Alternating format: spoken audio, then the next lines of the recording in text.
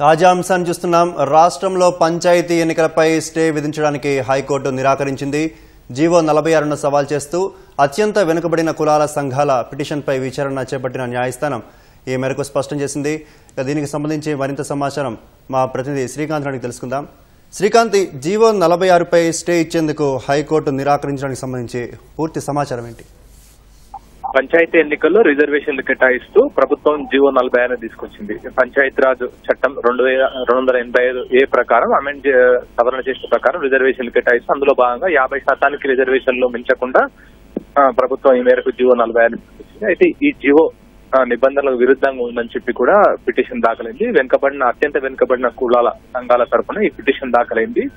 దీని ప్రకారం బీసీలలో అత్యంత వెనుకబడిన కులాలు ఉన్నాయి. అయితే ఇవి అత్యంత వెనుకబడిన కులాలకు ఏబిసిడి ఆధారంగా, అంటే బీసీలో ఏబిసిడి వర్గాలు ఉన్నాయి. ఆ వర్గాల ప్రకారం కూడా రిజర్వేషన్లు కేటాయించాలి. కానీ ఈ రిజర్వేషన్లు కేటాయించలేదని చెప్పి కూడా పిటిషన్ దాఖలైంది. ఈ పిటిషన్ పై సిజే ధర్మాసనం విచారణ చేపట్టింది. పిటిషన్ పై న్యాయవాది సుదర్శన్ వాదన వినిపించారు. అత్యంత వెనుకబడిన కులాలకు రిజర్వేషన్ కేటాయించాలి, కానీ కేవలం బీసీ రిజర్వేషన్ల పేరుతో బీసీలకు మాత్రం రిజర్వేషన్ కేటాయించాలి. అందులో ఎవరైనా ఆ స్థానానికి ఒకవేళ ఒక సర్పంచ్ స్థానం బీసీలకు కేటాయిస్తే అందులో ఏ కులాల వారైనా పోటీ చేయాలి. దానివల్ల బీసీలలో అత్యంత వెనుకబడిన కులాలు ఉన్నాయి, వాళ్ళు దీనిని తట్టుకోలేరు ఈ పోటీని. కాబట్టి వాళ్ళకి అత్యంత వెనుకబడిన కులాలకు ఏబిసిడి వర్గాల ఆధారంగా కూడా రిజర్వేషన్ కేటాయించాలి. కానీ ఈ పేరుకు రిజర్వేషన్ కేటాయించలేదు కాబట్టి ఈ జీవోను సవాల్ చేసి దీనిపై పంచాయతీ ఎన్నికలపై స్టే విధించాలని చెప్పి కూడా ఆయన కోరారు. కానీ సిజే ధర్మాసనం దీనికి నిరాకరించింది. ప్రస్తుతం ఈ దశలో, అంటే ఇప్పటికే నోటిఫికేషన్ విడుదలైంది కాబట్టి ఈ దశలో మేము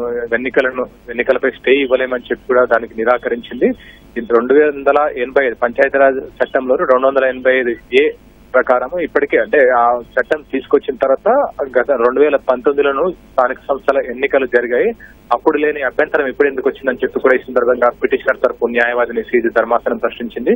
ఎందుకంటే అప్పుడు కూడా ఎన్నికలు జరిగాయి, అప్పుడు కూడా ఈ ప్రస్తావన ఎందుకు తీసుకురాలేదని చెప్పి కూడా సిజే ధర్మాసనం న్యాయవాదిని ప్రశ్నించింది. అంతేకాకుండా నోటిఫికేషన్ విడుదలకు ముందే ఈ అంశాన్ని లేవనెత్తింటే అయిపోయేది కదా, కానీ ఇప్పుడు నోటిఫికేషన్ విడుదలయ్యాక ఈ దశలో ఎందుకు వచ్చారని చెప్పి కూడా సిజే ధర్మాసనం న్యాయవాదిని ప్రశ్నించింది.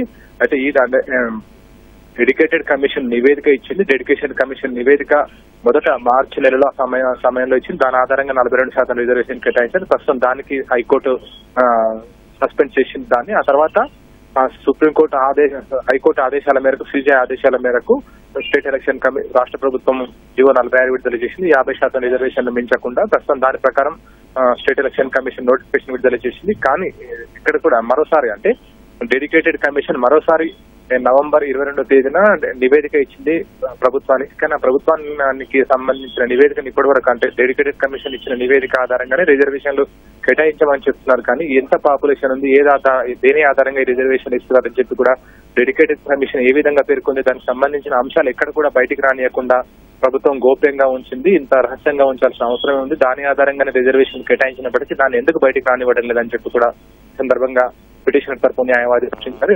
కనీసం డెడికేటెడ్ కమిషన్ నివేదికనైనా బయటకు ఇచ్చేలా ఆదేశించాలని చెప్పి కూడా పిటిషన్ తరపు న్యాయవాది సిజే ధర్మాసనాన్ని కోరారు. కానీ సిజే ధర్మాసనం మాత్రం ఆ నివేదికను కూడా ఇవ్వడానికి నిరాకరించింది. ఆ విధంగా ఆదేశాలు జారీ చేయడానికి కూడా నిరాకరించింది. తదుపరి విచారణ సందర్భంగా, అంటే ప్రస్తుతం ఈ రిజర్వేషన్ సంబంధించి కౌంటర్ దాఖలు చేయడానికి ప్రభుత్వానికి 6 వారాల గడువు ఇచ్చింది. ఆ తర్వాత రిప్లై కౌంటర్ దాఖలు చేయడానికి 2 వారాల గడువు ఇచ్చింది. మొత్తం 8 వారాల తర్వాత విచారణ వాయిదా వేసింది. ఈ సందర్భంలో పిటిషన్ తరపు న్యాయవాది మరోసారి జోక్యం చేసుకుంటూ కనీసం అర్బన్ బాడీ ఎలక్షన్స్ ఉన్నాయి, ఆ ఎలక్షన్ లోపైన ఈ విచారణ చేపట్టి ఈ మేరకు రిజర్వేషన్లపై ఏబిసిడీల ఆధారంగా రిజర్వేషన్ కేటాయించేలా ఆదేశాలు జారీ చేయాలి బీసీ రిజర్వేషన్ సంబంధించి అని చెప్పి పిటిషనర్ కోరేటప్పటికీ విచారణ మాత్రం సిజే ధర్మాసనం మాత్రం 8 వారాలకు విచారణకు వాయిదా వేసింది.